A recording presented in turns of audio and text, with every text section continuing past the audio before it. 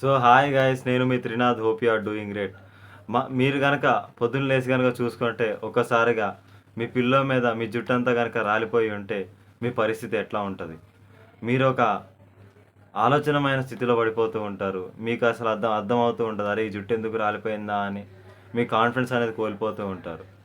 So ఇలాంటిది ఒక సంఘటనే మహారాష్ట్రలో చోటు చేసుకోవడం జరిగింది. మహారాష్ట్రలో ఒక విలేజ్లో అక్కడున్న మనుషులందరికి కూడా జుట్టు అనేది రాలిపోవడం జరిగింది ఒక వారంలో. సుమారు 4 ఏళ్ల నుంచి 70 ఏళ్ల వయసు వరకు ఉన్న అందరిది కూడా జుట్టు కాస్త రాలిపోవడం జరిగింది.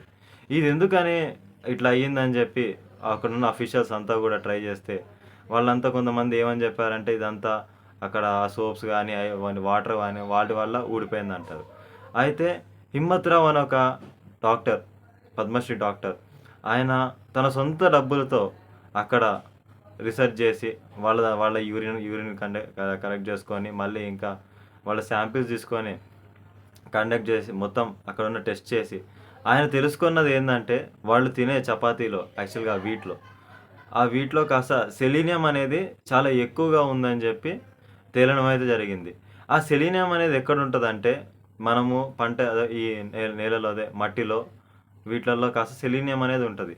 ఆ సెలీనియం అనేది ఎక్కువ మోతాదులో ఉందని చెప్పి, ఆ ఎక్కువ మోతాదు ఉండడం వల్ల మీ జుట్టు మళ్ళీ ఇంకా గోర్లు కాస్త అట్లా ఉన్నాయి అని చెప్పి ఆయనైతే తేల్చి చెప్పడం అయితే జరిగింది.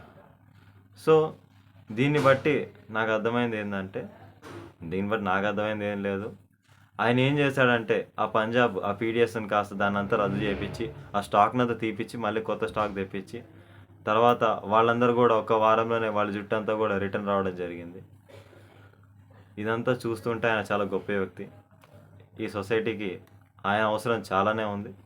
Thank you friends. మీకు కనుక నా కంటెంట్ కనుక నచ్చినట్టయితే నా ఛానల్కి లైక్ చేసి సబ్స్క్రైబ్ చేయండి. వేసేద్దాం.